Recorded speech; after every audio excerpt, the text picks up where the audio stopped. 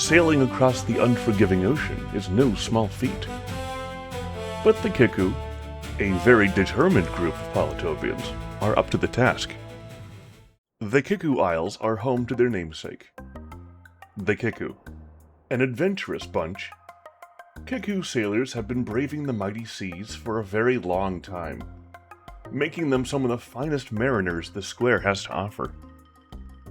It was the crew of the Innikuli who managed to do what was first thought to be impossible: sail to each corner of the square, proving that, unlike Earth, the square is flat. They must have been very surprised to find that the ancients had built their lighthouses there first. But hey, first modern Polytopians to find the corners is worthy of praise too.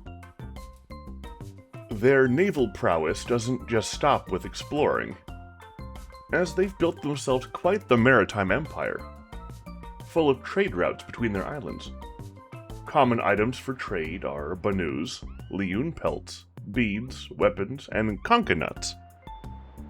What are Konka Nuts, you ask? They're these green, hard, and vaguely spherical fruits that come from the Konka tree. During the early formation of this Kiku trade network, Konka Nuts were used as a form of de facto trade currency. They're delicious, but also store really well, are easy to ship around, and are good to have in case rations ever run out. So important was the Konka Nut to the early Kiku that they still use its green color as a symbol of their cultural identity. Shirts, sails, and so forth are made green in remembrance of this mighty fruit. Eventually, stars became the primary currency, and Konka Nuts have become more of an edible cultural icon than a tool. Wealthy Kiku are known to pay others to farm, hull, congregate, and replace Konka Nuts in front of buildings of great importance, mainly as a display of pride and wealth. When they're not trading or exploring, the Kiku fill their downtime with sports. Swimming, canoeing, wrestling, foot races, and many other physical activities are common. Of course, no discussion about Kiku hobbies would be complete without mentioning their favorite sport, Hakalani, played in teams of 2 on a floating platform. Hakalani isn't too different from some human games like tennis or badminton. Hit the ball over the net and onto the side of the other team, hoping they don't send it back to you. If a player falls off, they're out until the next round, and will give their opponent a free point if their partner falls off too. In normal tournament rules, the first team to 8 points wins. So, who invented Hakalani? Well, allegedly, it was the mythological Kiku figure Po'yu, an arguably semi-divine being who is the subject of much of their folklore. While scholars debate whether Po'yu existed, either as a person or as a conglomerate of people, or if they're just pure fabrication, their profound effect on Kiku culture can't be understated. Tales of Po'yu's exploits are often taught to children as a way to explain morals, encourage discovery, teach truths, and so forth.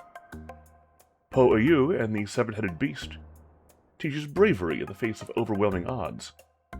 Po'yu Tricks the Moon is a story about creativity and resourcefulness. My favorite story is Po'yu and the Trees of Gold, which is about sharing and teamwork. There are plenty of stories about Po'yu, and I encourage you to seek them out someday, as many are absolutely riveting. One of the most popular Po'yu stories is Po'yu Creates Fish, as fish are the primary food source of the Kiku. Legend states that Po'yu brought fish to the Kickoo Isles by performing the special Pelona dance, and this was the start of the annual Pelona Fish Ceremony. Decorated dancers shake their hips and wiggle their hands to bring schools of fish to the shore for easy harvesting, just like Po'yu did. This traditional ceremony has its regional variants across the Isles, but one thing holds. Everyone agrees that the fish it brings are delicious. On the topic of animals associated with the Kiku, let's talk about Leoons. But we'll need to discuss some history around them before we can explain why they're so important. Contrary to popular belief, Leoons are not native to the Kickoo Isles, but originated in Zaboya, land of the Zabasi. They were savanna-dwelling predators who were hunted to near extinction by the Zabasi centuries ago, and over time, migrated into the jungles. This migration introduced them to the Kiku, who quickly realized just how useful they could be as mounts, instead of simply just food, although modern Kiku do still eat them and trade their pelts. And an unlikely friendship was born. Leoons are considered the fastest animal on the square, even faster than Umaji Shebrons, but that's only true in certain circumstances. Leoons are experts at short bursts of speed, and can effortlessly jump and claw their way through a dense jungle, but they also quickly tire out if not managed properly. Shebrons, Kamelks, and Mado have them beat in pure endurance, but Leoons can hit a far higher top speed, which can come in handy in a fight.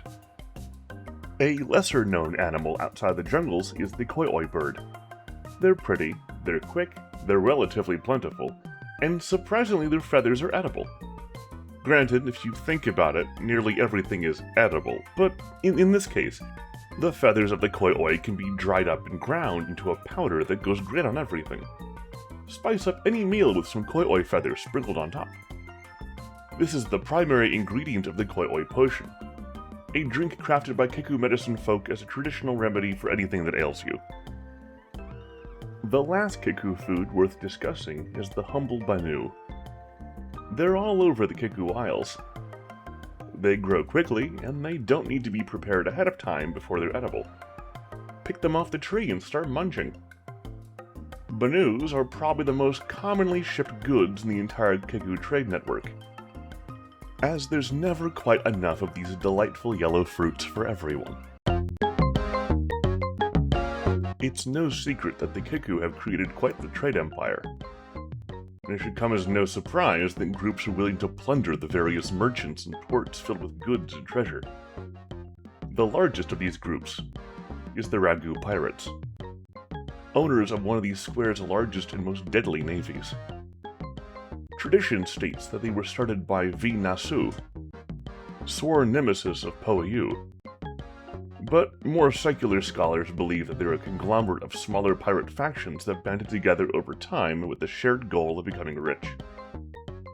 Known to the Kiku as the Serpents of the Seas, the Ragu are experts at commandeering loot from unsuspecting ships and sinking the ones who don't give up easily. No one wants to see their black sails on the horizon, as that means there's going to be a fight. What do they do with all the booty they've stolen? What isn't used to pay crew members and buy supplies goes to their large stockpile in the Nul Amlo Crags. Kukila, or the Skull Cave, is the base of operations for the Ragoo Pirates, as well as the holding place for all their ill-gotten gains. As one would expect, this hoard of treasure is guarded by the best ships in their fleet, so don't go thinking you can just simply walk in and steal it back.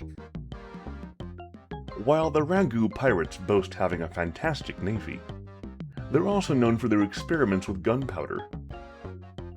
Polytopians are no strangers to using gunpowder, as bombers are equipped with large guns that protrude from the sides.